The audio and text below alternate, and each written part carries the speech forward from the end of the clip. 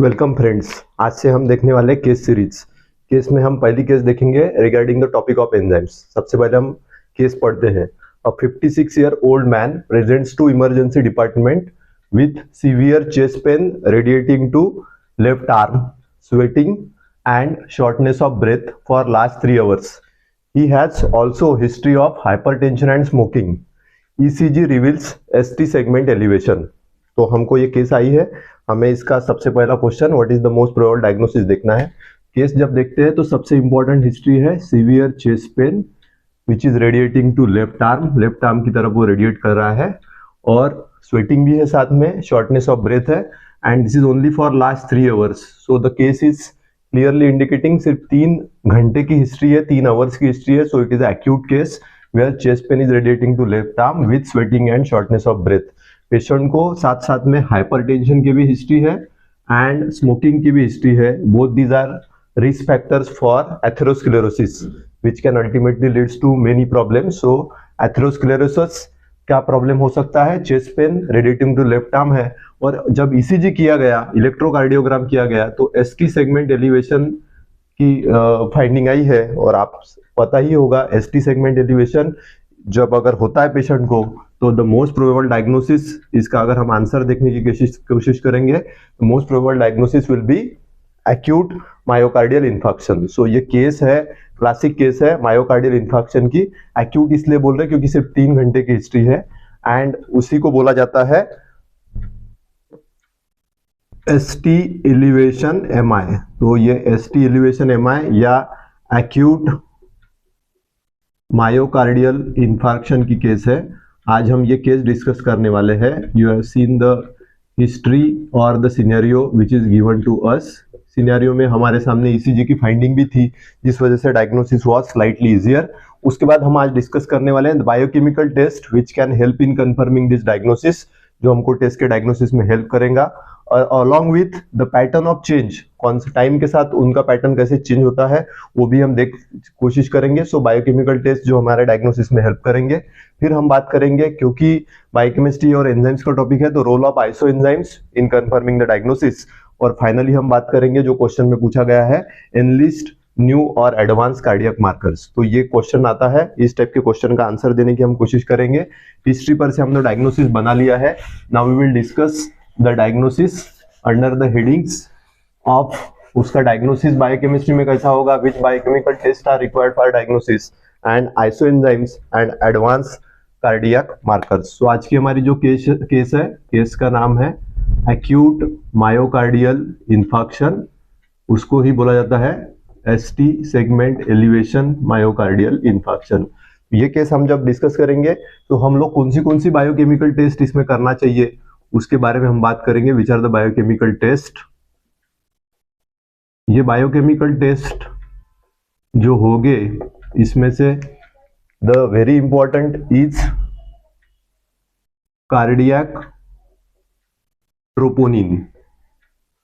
Cardiac troponin ये बहुत ही अच्छी और सेंसिटिव और स्पेसिफिक टेस्ट है. इसमें आई और टी दो आते हैं. Cardiac troponin both are very good. हम इसमें इसके राइज और एलिवेशन की भी बात करेंगे. कब राइज होता है, ये सब आवर्स में रहेगा. Peak and return to normal, ये 3 चीजें हम देखने की कोशिश करेंगे whenever we are discussing any biochemical test. So cardiac troponin INT, इसके बारे में अगर बात करते हैं, सो ये 4 to 10 hours में इसका राइज होना शुरू हो जाएगा. मतलब जब इन्फेक्शन का प्रॉब्लम आएगा 4 से 10 घंटे में बढ़ना शुरू हो जाएगा. 12 to 24 hours it will reach peak, and peak मतलब बहुत ऊपर जाएगा. और उसके बाद return to normal time is 5 to 9 days.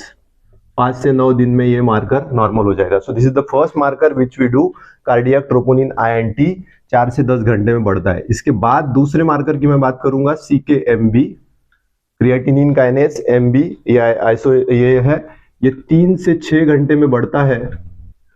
3 से 6 घंटे में इसका राइज शुरू हो जाता है. लगभग 18 to 24 hours में ये पीक पे आता है, इसका हाईएस्ट पॉइंट आएगा. और उसके बाद it come back to normal in 1 to 2 days, 24 to 48 hours, 1 to 2 days में नॉर्मल आता है. So this is the second marker which we are discussing. Third is LDH1. LDH का ये आइसोएंजाइम है LDH1, हम इसको डिटेल में फिर से डिस्कस करेंगे. This is a late marker. 6 to 12 hours में इसका बढ़ना शुरू होता है, 6 से 12 घंटे में बढ़ेगा. उसके बाद इसका पीक और लेट आएगा, 2 to 3 days, that is 48 to 72 hours इसका पीक टाइमिंग है. और इसके बाद ये बहुत दिनों तक बढ़ा हुआ रहेगा, दैट इज 10 to 15 days. तो this is our third marker. इसके बाद एक और मार्कर की बात करते हैं हम लोग, myoglobin. Myoglobin is a muscle protein which is again rising. It is rising very shortly, बहुत जल्दी राइज होता है, वेरी अर्लीस्ट राइज है, 1 to 4 आवर्स में राइज होता है, 4 to 8 आवर्स में इसका पीक भी आता है, and with in 1 day, with in 24 hours ये नॉर्मल को रिटर्न भी होता है. सो दीज आर 4 मार्कर जिनका हम rise in concentration over time देखेंगे. राइज कब होता है, उसके बाद उसका पीक कब आता है, एंड नॉर्मल को रिटर्न कब होता है. सबसे पहला marker cardiac troponin INT. This marker, इस मार्कर को बहुत वैल्यू है. This marker cardiac troponin INT, this is a most sensitive and specific marker. सबसे सेंसिटिव और सबसे स्पेसिफिक मार्कर इसको माना जाता है, because this can detect very slight change, बहुत ही माइनर चेंज भी रहा, माइनर इश्चेमिया भी रहा, ये डायग्नोस कर सकता है. सो this is the preferred marker जो 4 से 10 घंटे में बढ़ना शुरू होता है, 12 से 24 घंटे में इसका पीक आता है, और 5 से 9 दिन में नॉर्मल आएगा. इसके बाद दूसरा मार्कर जो कि CKMB, क्रिएटिनिन काइनेज नाम के प्रोटीन का आइसोएंजाइम है, MB. This is again a very good marker, CKMB. ये मार्कर भी 3 से 6 घंटे में बढ़ना शुरू होता है, 18 to 24 आवर्स में इसका पीक आता है, और 24 to 48 आवर्स मतलब लगभग 1 से 2 दिन में नॉर्मल होता है. इस एंजाइम का फायदा ये है, दिस इज अगेन स्पेसिफिक. ये भी स्पेसिफिक था, वो मोस्ट स्पेसिफिक था, ये भी स्पेसिफिक फॉर हार्ट है, स्पेसिफिक फॉर हार्ट. और इसका फायदा ये है कि it has got very short half life. आप देख सकते हो 1 से 2 दिन में ये नॉर्मलाइज को आ जाता है. सो शॉर्ट हाफ लाइफ इसकी है. So this marker can be use for री इन्फार्क्शन. री इन्फार्क्शन मतलब अगर पेशेंट को फिर से इन्फार्क्ट होता है, इन्फार्क्शन फिर से एक बार इन्फार्क्ट बनता है, तो उसके लिए ये मार्कर यूजफुल है, because it has got short half life. So this is very specific for heart और शॉर्ट हाफ लाइफ. तीसरा मार्कर LDH1. LDH इसका आइसोएंजाइम है 1. ये 6 to 12 आवर्स में राइज होता है, 48 to 72 आवर्स में पीक आता है, 10 से 15 दिन में बढ़ता है. It is again specific for heart. ये भी कार्डियक स्पेसिफिक है, स्पेसिफिक फॉर हार्ट है, बट ये लेट मार्कर है. तो लेट मार्कर होने की वजह से ये अभी ज्यादा नहीं किया जाता, because it is a late marker. ये स्पेसिफिक है बट लेट है. The last marker which we are discussing is myoglobin, जो सबसे अर्लीस्ट बढ़ता है 1 to 4 hours. So earliest to rise ये है, इसका सबसे अर्ली राइज है, सबसे पहले बढ़ता है, बट इसका सबसे बड़ा प्रॉब्लम यह है कि it is non specific. Heart के लिए बिल्कुल स्पेसिफिक नहीं, क्योंकि ये कोई भी मसल इंजरी में बढ़ सकता है. सो this is not done again routinely. So 1 to 4 hours में बढ़ता है, 4 to 8 आवर्स में पीक आता है, और विद इन 1 डे ये नॉर्मल होता है, but it is a non specific marker. So हमने 4 मार्कर के बारे में बात की, और एक 5वां मार्कर जो कि एक और एंजाइम है, दैट इज AST. इसका भी राइज होता है, but it is again non specific for heart. Heart के लिए बिल्कुल नॉन स्पेसिफिक मार्कर है AST, क्योंकि ये हार्ट और लीवर दोनों डिसीज में बढ़ता है, इसलिए ये भी रूटीनली नहीं किया जाता. So what are the markers which we learn, which are the biochemical test done, and उसका राइज एंड फॉल के बारे में जो क्वेश्चन आया था उसमें हम लोग क्या क्या लिखेंगे. We can write about the most sensitive and most specific marker is cardiac troponin I and T. ये दोनों बढ़ते हैं, और ये बहुत ही सेंसिटिव, बहुत ही स्पेसिफिक है, बहुत ही लिटल चेंज में भी ये रिफ्लेक्ट करते हैं. So they are most sensitive and most specific. The second one which is an isoenzyme is CKMB, creatinine kinase का आइसोएंजाइम है, जो स्पेसिफिक फॉर हार्ट. हार्ट के लिए बहुत स्पेसिफिक है, बट इसकी हाफ लाइफ शॉर्ट है, इस वजह से ये री इन्फार्क्शन में भी काम आता है. अगर री इन्फार्क्शन हो, अगेन इन्फार्क्ट हो, इसमें काम में आता है. Third is LDH. LDH का आइसोएंजाइम LDH1, अगेन आइसोएंजाइम है तो स्पेसिफिक फॉर हार्ट है, बट ये लेट बढ़ता है, so not done routinely, late marker है. Myoglobin is a cardiac marker which is a muscle protein. It has got earliest rise, सबसे पहले ये बढ़ता है 1 to 4 आवर्स में, but it is non specific. ये कोई भी मसल के डैमेज में बढ़ सकता है, so it is not done again routinely. और AST is a enzyme which can be done for heart, but it is a non-specific for heart. It rises in heart and liver diseases. liver disease में भी इसका significance है heart and liver में, so इसीलिए ये enzyme भी routinely नहीं किया जाता for heart diseases. So ये जो biochemical test है which are helping us to confirm the diagnosis of myocardial infarction, they are biochemical tests. They are also called as cardiac biomarkers. इन्हीं को बोला जाता है कार्डियक बायोमार्कर. बायोमार्कर मतलब दे reflect और they indicate us for disease. Indicate करेंगे हमको कि पेशेंट को शायद हार्ट का कोई डिसीज है, so they are called as cardiac biomarkers. So same these are the names for cardiac biomarkers. इसी में अलग से पूछा गया था इसीलिए क्योंकि दे हैव आस्क्ड अस कि आइसोएंजाइम्स कौन से बढ़ते हैं. तो आइसोएंजाइम्स की एक बार बात कर लेते हैं. आइसोएंजाइम दो बढ़ते हैं हार्ट डिसीज में. One is CKMB. CK मतलब creatinine kinase. These are isoenzymes. दूसरा क्वेश्चन वाज अबाउट आइसोएंजाइम्स कौन से बढ़ते हैं हार्ट डिसीज में. तो हार्ट डिसीज में जो आइसोएंजाइम्स बढ़ते हैं they are two, CKMB and LDH1. CKMB is isoenzyme of creatinine kinase. Enzyme का नाम है क्रिएटिनिन काइनेज या इसी को बोला जाता है क्रिएटिनिन फॉस्फोकाइनेज. ये CK एंजाइम के आइसोएंजाइम है. इसके तीन आइसोएंजाइम होते हैं.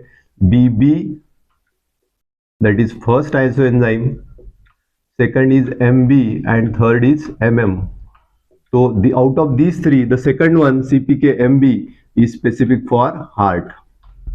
Heart disease में ये isoenzyme बढ़ता है. So you should be very clear that this is the first enzyme to rise in myocardial infarction. जो myocardial infarction के पेशेंट होते हैं उसमें first enzyme to rise, सबसे पहला एंजाइम जो बढ़ता है दैट इज CPK-MB. और अभी हमने थोड़ी देर पहले बात की इसका शॉर्ट लाइफ कम है तो इस can be use in infection also. So this is one of the very important enzyme CPK-MB which is an iso enzyme specific for heart which is the first enzyme to rise. उसके बाद LDH enzyme का नाम है lactate dehydrogenase. इसको LDH बोला जाता है. इसके 5 आइसो एंजाइम होते हैं लैक्टेट डिहाइड्रोजनेज के. The 5 isoenzymes are LDH1, LDH2, LDH3, LDH4 और LDH5. ये 5 आइसोएंजाइम्स होते हैं जो LDH के है. इसमें से LDH1 is specific for heart.